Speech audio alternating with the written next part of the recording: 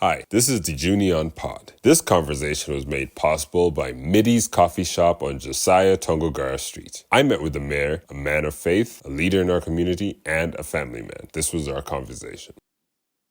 Hello, I am the Junior. I am excited here to have a sit down with the mayor of our city, Mr. David Coltart.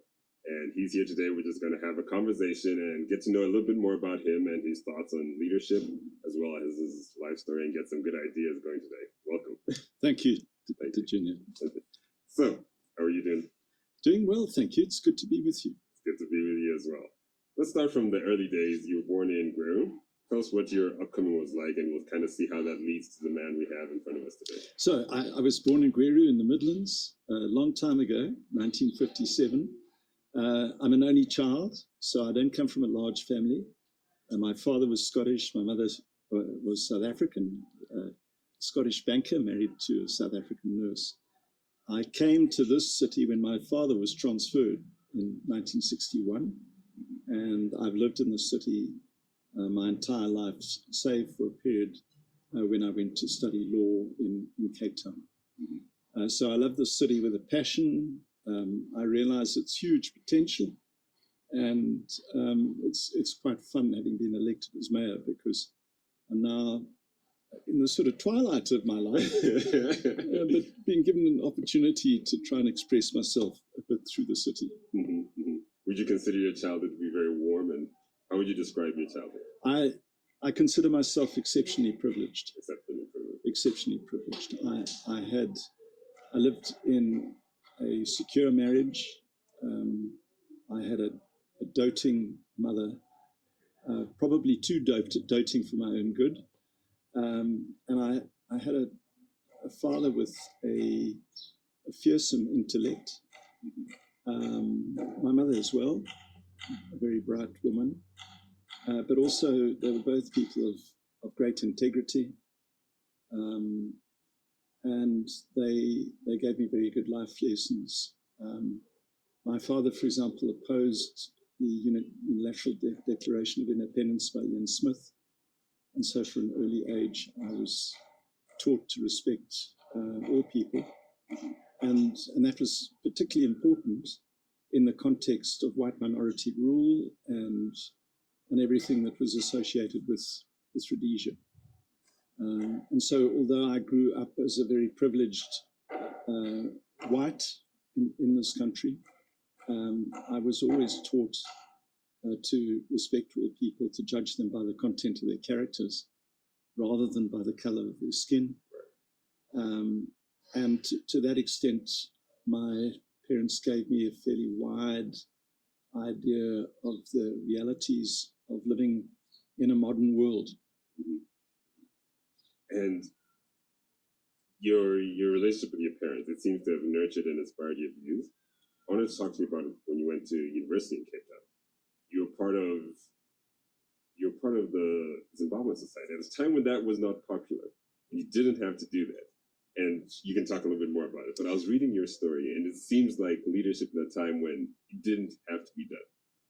Well, one thing that you need to understand about me is that despite the advantages that my parents gave me, I was largely socialized by wider society, which in my context was living in Rhodesia with all the privileges that went with being a young white boy.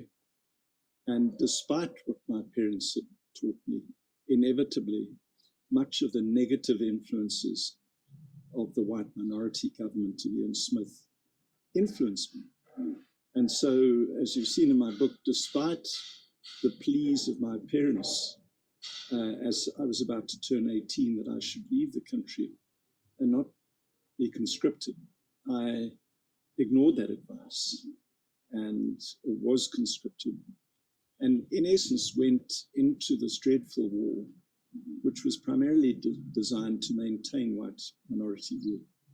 The war itself, my involvement in that war was deeply instructive to me, and really shattered much of my outlook, and a lot of that socialization that I had received from wider white Rhodesian society and made me appreciate more the instruction and standards that my parents had given me. And so by the time I turned 20, I was, when I went to the University of Cape Town, I was a different person to the person 2 years before who had disregarded my parents' advice. And it was a very interesting time to go to the University of Cape Town because although apartheid South Africa was as strong as ever then. This was some odd years before. Yeah, it was 1978. So apartheid was still strong. Mandela was still in Robben Island. But the University of Cape Town was, in a somewhat disparaging way, called by many white South Africans Little Moscow on the Hill, because it opposed, as an institution, it opposed apartheid. And that was particularly so in the law faculty. And so I came in there with my attitudes having been profoundly changed by my experiences in the war. But it was so beneficial to me in that I came into this law faculty and university, which challenged and questioned the basic premise of apartheid and racial discrimination and oppression of one race by another race. And so it consolidated my opinions and it helped me understand my previous socialization and gave me a new perspective on South Africa, on Rhodesia as it then was, and of Africa. Of course, you don't change your attitudes overnight. It's a bit like knocking down the walls and rebuilding them. It's a work in process. But it was a work in process, and it continues to be a work in process. You know, as old as I am, I still recognize in myself remnants of that socialization in Rhodesia, which I don't like, which I have to challenge myself. But the University of Cape Town, the law faculty, was hugely beneficial to me. And so I treasure the time that I had there. In a way, do you think it gives you perspective to be more aware than people who wouldn't have had that kind of an upcoming and that kind of a start? I have no doubt. I look at many of my contemporaries who didn't have the opportunity that I had to go to a university like Cape Town and be in the law faculty, because you could go to other faculties at the University of Cape Town. You know, if you did accountancy, for example, you wouldn't necessarily have things challenged in the way. But going into the law faculty, the whole premise of apartheid was challenged. The unfair, unjust South African laws that enforced apartheid were challenged. So what I'm saying is that I compare myself to contemporaries who didn't go to university at all, but even some contemporaries who did go to the University of Cape Town, but didn't go to, for example, the law faculty. And I see that some of them still labor today, and it's the only way you can describe it, they still labor today with some of the attitudes that were ingrained in them in their first 18 years of life. And it's to their detriment, because one is constantly looking back, not looking forward, and comparing, for example, Zimbabwe in some respects now to what Rhodesia was then. And I'm grateful that the law faculty helped me work through a lot of that. I've noticed even there's some things which me as a black person, I wouldn't have thought of, like the mayoral gown, changing it into something which is reflective of our own heritage. I wouldn't have thought to do that. And then I started thinking about it. There's other cases like where some countries still have the people who practice law, they still wear the wigs, the horsehair wigs. In Zimbabwe, we still do that. Kenya as well. Yes. We still have those, as well as I think Tanzania and Zambia. We still have the horsehair wigs, which these things, I think they're like $6,000. And I was looking, what's the purpose of it? What's the motive behind it? Well, it's not just the form, it's also the substance. For Black people in Rhodesia, there was very little justice. The courts that were manned by people in fancy gowns wearing wigs were often used to enforce unjust legislation. Right. There were some exceptions. Treadgold, for example, disagreed with the passage of the Law and Order Maintenance Act in 1962. And he resigned as Chief Justice in protest. Enlighten me on the act. Well, the Law and Order Maintenance Act was a law introduced by the Rhodesian Front in the early 1960s. As Black nationalists were starting to rise up and demand that fundamental human rights be respected and demand that people, for example, have the equal right to vote and that there be one person, one vote, majority rule. The Rhodesian government responded to that by passing as law something called the Law and Order Maintenance Act, which created criminal offences for acts which in democratic countries are part of normal democratic discourse. So, for example, if you called for majority rule, if you organized a demonstration around that was criminalized. And Treadgold recognized that this was fundamentally unjust. And so he resigned. The tragedy is that most judges stayed on. But to get to the nub of your question, those colonial forms are now kept. And the tragedy is that they represent a similar substance now to what pertained there. So, in other words, we still have oppressive laws in Zimbabwe today, 45 years after independence. We still have people illegally detained. We still have a situation of lawfare where law is not used as an instrument of justice, but is used as an instrument of oppression. And that's why it's not just about getting rid of wigs and these colonial forms of wigs and gowns. They represent something. And we need to have a new vision for the country. And the same applies, although the mayoral gown was not really a symbol of oppression. It is a colonial construct, and it looks back to that colonial era. It's also completely inappropriate. You know, the mayoral gown is no different to what my grandfather wore. My grandfather was Deputy Lord Provost of the city of Edinburgh just before the Second World War, basically Deputy Mayor. And we've got photographs of him in a red gown, almost identical The Grand Wizard. to the gown that I wear. And it's very appropriate in Scotland where there's snow and freezing temperatures. It's completely inappropriate. Oh, okay. You mean the climate? Yes, yeah. Oh, okay, okay. I thought you were drawing a parallel to it. No. Certain groups. I mean, no, I'm not. But yeah, the point I'm saying is that this isn't just about getting rid of a colonial relic with a view to having a different association going forward. It's also a practical decision.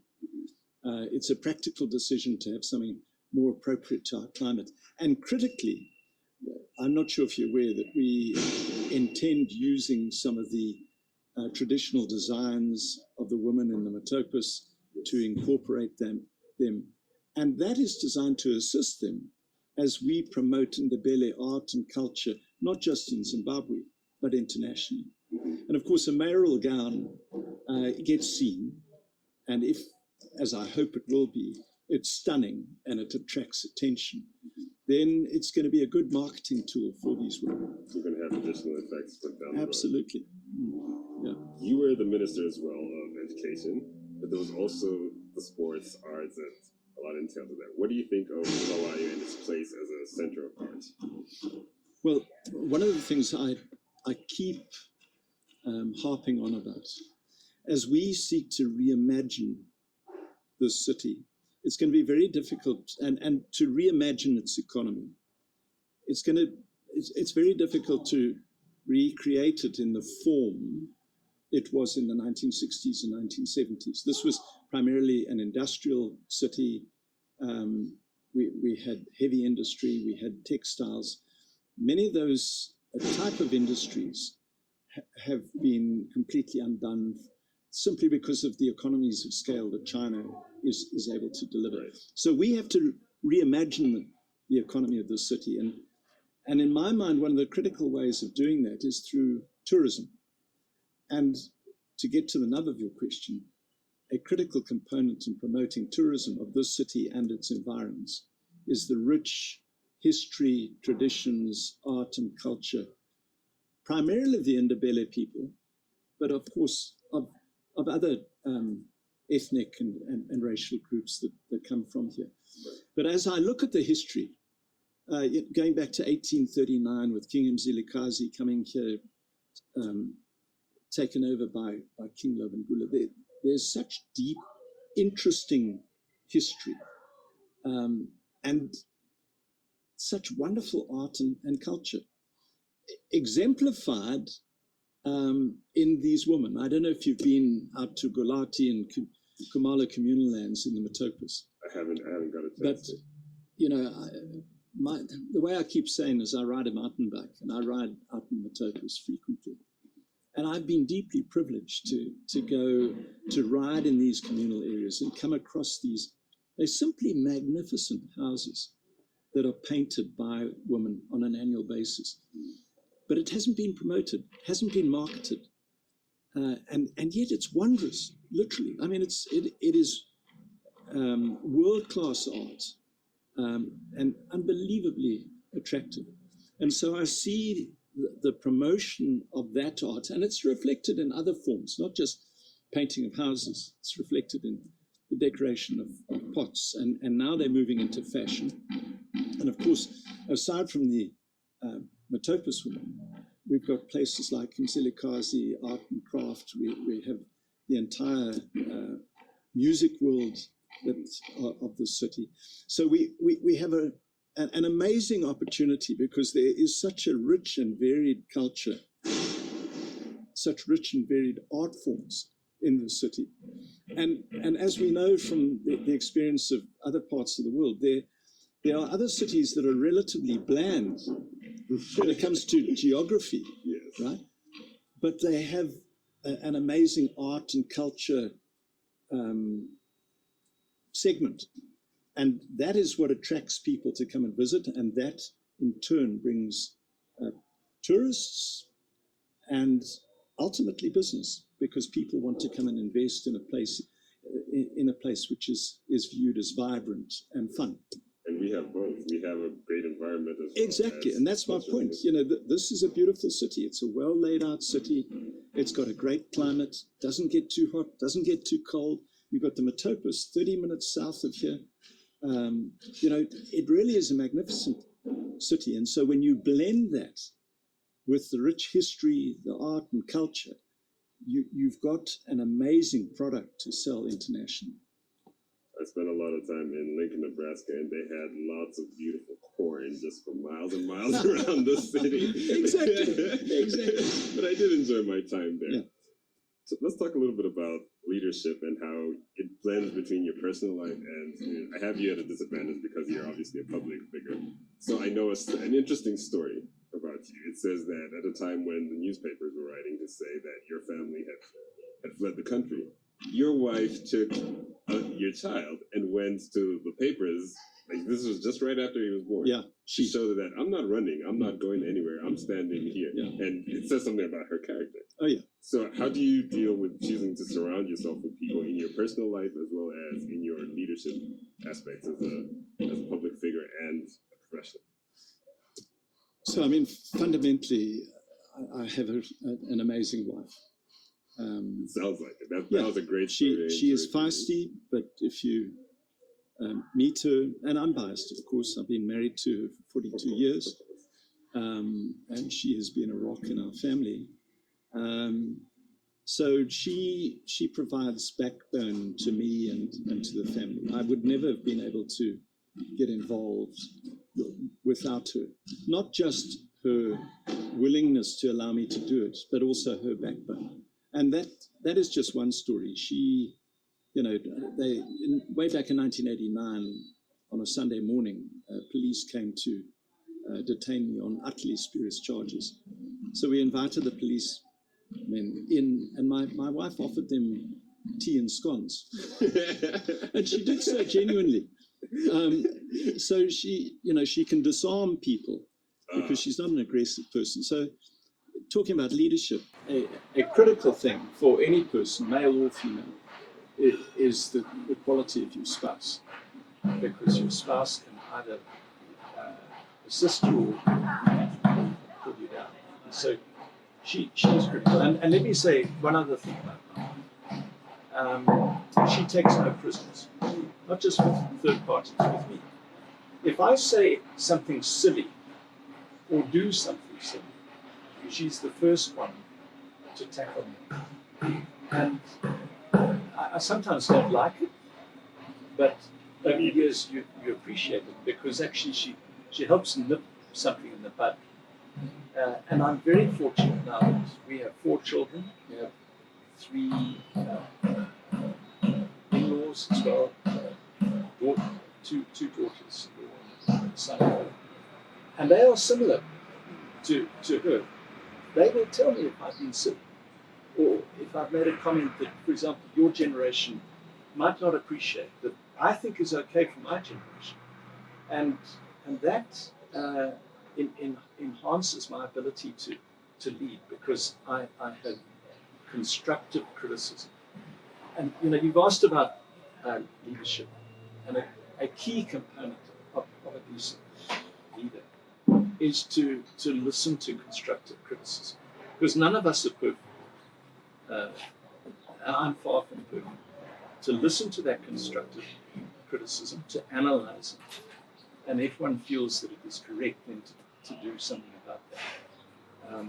And that has saved me on many occasions where I've said something stupid or done something silly, but been able to try and rectify it as quickly as possible.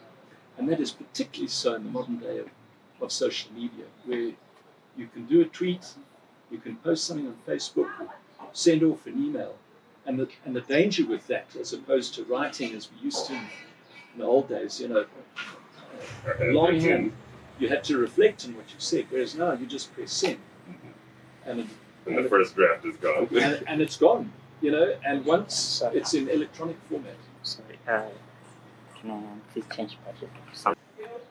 I love that story about your wife. I loved it. I loved it, man. What, the one about the baby? Yes. Oh, yeah. She sounds like a woman who, like you said, doesn't take any prisoners. And yet if you meet her, you wouldn't say, she's not a feisty, aggressive person. I'm obviously still young and still have a lot to learn, but I find a lot of times most of the strength I see comes in surprising places. There are some people who you would meet and you wouldn't necessarily. There's people who you meet and you wouldn't necessarily expect them to show you as much strength as they do, and then you find out their story and you're just like, wow. You seem like a very, not shy, but a sweet person, and then you find the strength that comes with that, and you're like, wow, that's that is her. I'm biased, of course, but and at the core of her, she has a deep faith. So she literally fears God more than she fears man, and it's shown in her life. Yeah. You're a religious man as well. Talk to us about the role faith plays in your life. So I don't actually like the word religious, to be frank, because religion in my mind conjures up rituals and legalism. I prefer to think of myself, and it's for others to judge whether I meet the standard, as a person of faith.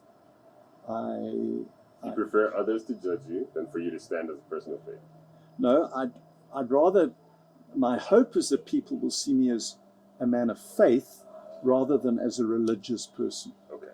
And there's a fundamental difference between the two, because in my mind, religion is about form, faith is about substance. Religion is about whether you attend church on a Sunday, whether you don't swear, whereas faith actually is something much deeper than that. It goes to the innermost portions of your soul, and it comes down to a matter of trust and fear. Who do you trust? Who do you fear? Do you trust in God, or do you trust in your own education, your job, your connections, your position?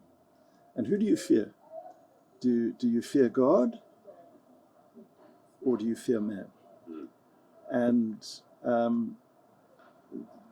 those are the principles that I try to live by, of trusting and fearing in God rather than in trusting the things of the world, my position, my status, the fact that I'm a lawyer. Those are not, in my experience, good things to trust upon, because they can be removed in an instant. And the same thing with fear. If you fear man, you become paralyzed. And that's what I see in my wife, that, you know, she has stood, she's a person of deep faith, inspiring faith, quite frankly, for me. And she has, in a very quiet fashion, just demonstrated that she does not fear policemen because they're policemen. You know, if policemen are doing their jobs properly and we've committed crimes, then yes, you must fear. We're going to get what's coming to us. But if you're innocent and it's unjust what it's doing, don't fear them. Fear God and trust in God that He will resolve that.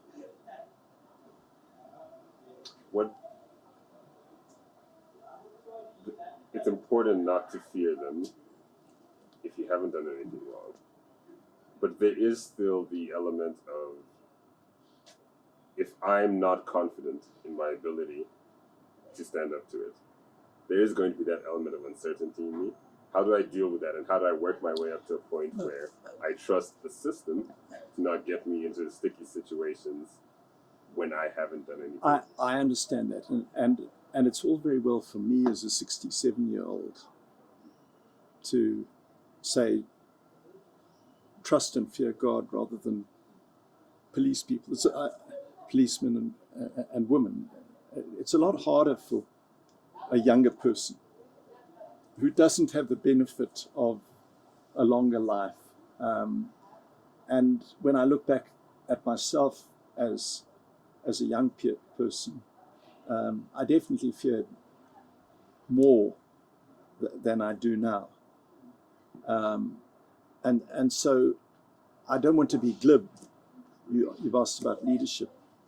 I think the thing to do is to be self-reflective, be introspective, constantly judge how you're living your life, whether you are living a life of integrity and truth. And if you're doing that, then you have less to fear. And that's the key. If you have cut corners, particularly as a young person, then you've got much to fear from law enforcement agencies, and rightfully so. Right. Yeah. It's interesting, the perspective you have, and it's almost like a dichotomy shift. You talked about how, as an older person, you have less to fear because you've had an extensive life. I've always thought of it in the reverse manner, where inexperience usually is more bold than people, because I find a lot of times people are more cautious, especially as they get more and more towards the elderly age. Sure. They feel like they have so much they have, and they have more to lose. Whereas a young person as myself, what do I really have to lose if I'm to take on more risk? So let me elaborate a bit. I'm not saying that young people should always be cautious. But there's a difference between being cautious and being lawless, rather. I love the exuberance of youth. I love the exuberance of our children. But it's a fine balance. You've got to be exuberant and positive, but you still have to act with integrity. And then they're not incompatible. It's when exuberance leads to carelessness and disregard for other people's feelings, other people's interests, that it becomes a problem. But one of the things I love about young people is your vision and your ability, for example, to use new technologies, your desire to explore. And that should never be constrained in any way. But it must always be done in the context of respect. Respect for other people, to demonstrate that exuberance without trampling on people along the way. I like that. We're going to slowly wrap up here. I want to talk about what you would like to see more young people actively involved in. What kind of collaborations we were talking off camera a little bit about the partnerships with different cities, and what kind of collaborations would you like to see more young people engage in and take leadership roles in actively, not necessarily bureaucratic positions of leadership, but leading the way forward? Yeah. So at the outset, let me say this. I'm not an Afro-pessimist at all. I'm not a Zimbabwean pessimist. I'm not a Bulawayo pessimist. In fact, I often say to my own children that my generation has a problem. I don't believe that my generation, because of all the poison that was introduced into my generation through the war, that we are capable of realizing the potential, the full potential of this country. I look to younger generations that are not poisoned by that horrible past. And I see our role, this generation's role, is to try and maintain as many institutions so that they are as intact as possible, so that the exuberance, the vision, the innovation of younger generations can then take those original institutions and transform them in a very positive way that can, in an amazingly dynamic way, totally transform this country. And I believe it's going to happen. That's by way of a foundational response. But to get to the nub of what you've said, there are a couple of things. I mean, firstly, we need young people to stay. I understand why young people feel that there aren't opportunities here. There are high levels of unemployment. There are high levels of pessimism and depression amongst young people. We see that demonstrated in the abuse of alcohol and drugs amongst young people in the city. And I find it very distressing. And I'm not condemning it. I understand it. I understand that a lot of that is the result of young people feeling that they've got no future. They've got their A levels, they might even have degrees, and they just feel that there's nowhere to turn. And so they do one of two things. They either resort to drugs and alcohol, or they leave. Find a way out. They find a way out. Or a third thing, they believe that there are get-rich-quick schemes, and we see that tragically through cutting corners early on. And all of those, in my mind, are tragic. So number one, I'd love to see in young people is understanding that it's a challenge. And it is a challenge. It's difficult to get a job. It's difficult to start a business. I'm not saying it's easy. But I think that if we can see the innovation that young people have, to work out what the opportunities are, and to have a longer vision of what is possible. And that's where you've got to get rid of the get-rich-quick syndrome. If you start small, just look at yourself now, doing this podcast. What is the possibility for you going forward in this country? This is a country that doesn't have any independent radio stations or television stations, 45 years after independence. But that means that there's huge opportunities for independent thinkers, but it may require you starting small with a vision to grow a business like this into a chat show, and that applies in many different sectors. We are in need of talented young doctors. We're in need of hard-working, at the other end of the scale, people who, for example, have artistic talent, who can put together a beautiful gown or weave a basket. And what is the vision? But to achieve that vision, they have to be committed to staying in this country and understanding that things won't change overnight. So that's number one, changing one's outlook to say, I was born in this country, I'm a Zimbabwean, I recognize that it's tough now, but I'm committed to staying, and I'm committed to seeing in the course of 20, 30, 40 years. I use myself and my wife as an example. And there's a fundamental difference. I go back to the very first question. I had a privileged upbringing. I had a head start. I had a law degree. My color was an advantage.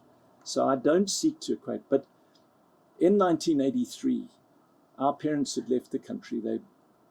Both sets of parents didn't want us to come back here from university. But both my wife and I felt called to come back here. And it hasn't always been easy. We came back here in the red. I had university debts, but we believe that we were called back to this country, and it's been 42 years of building a family, and we've been blessed. What I'm saying to young people is that you need to have a similar vision. You're not going to be rich in a year. You might not be rich in 5 years. But if you're committed to a long-term vision of the country, of working hard, of acting with integrity, I believe that the vast majority of people that have that approach and that attitude will find themselves richly fulfilled in this nation. So that's number one. Number two is to understand the comparative advantage that young people have. You've grown up in an era where you know technology, for example. Right. You know its possibilities, not just in the media field, but how it applies to everything. And with the advent, for example, of AI now, how is AI going to transform lives? With the advent, for example, of Starlink and our connection. For example, just to give you one practical example of this. Where are most of the call centers in the world located? I'm asking you a question. India. India, exactly. What time zone is India in compared to Europe? A different time zone. Right. What time zone are we in compared to Europe? The same. Have you ever listened to an average young Indian person and their accent? Yes. Compared to an average Zimbabwean and their accent? The point is that most black Zimbabweans are easily understandable. They have a good education. They have a good grasp of English. And I'm just using one example. I believe that there are massive opportunities. It's one of the things I'm trying to promote in the city. We've got all these empty factories here. Can you imagine young black entrepreneurs coming in and using good internet connections, starting small, getting one company that is prepared to contract as a call center, and then having the vision to completely dominate and outpace India with all its millions of people. And that's just one area where I think young people, with their different vision, their different abilities, can actually have a future, not just for themselves, but potentially thousands of young, unemployed, educated people in this country. And there are other examples that we don't have time to, but I use that as one example. But the final thing is what I've already said. We need to understand as young people that many of the practices of the past have been wrong. get rich quick, disregard the law, disrespect the rule of law. And we're not going to achieve the potential that this country has unless we get to grips with that. And it starts with us. It starts with little things like chucking a plastic bottle because it's someone else's responsibility. Even though it's an offense. If you chuck a plastic bottle, you can be fined $30. We need young people to start anew. And I use that as one example, but there are many other examples. It's how we drive, how we treat other people, particularly people of the other sex. Do we treat people with respect? It's not part of, in particular, in the Ndebele culture, to treat people with disrespect, particularly older people. And so young people need to change their outset, their outlook, and recognize that many of the new norms that have been introduced in our country that I've just elaborated on are wrong. And that this country will forever be poor, will never reach its true potential unless we change that outlook. And that change actually comes primarily from young people, because it's primarily your future. Your future is going to be secured in this country if we respect the rule of law, if we can attract international investment and good international investment. We have the greatest interest in that future. Yeah, exactly. Greatest state. So those are just three things for young people to consider. I appreciate that. Thank you so much for your time. I hope we'll have more discussions like this and get to do this again soon. Pleasure. Good. Thank you for having me. Okay. Cheers. Thank you. Thank you so much. And that's perfect timing.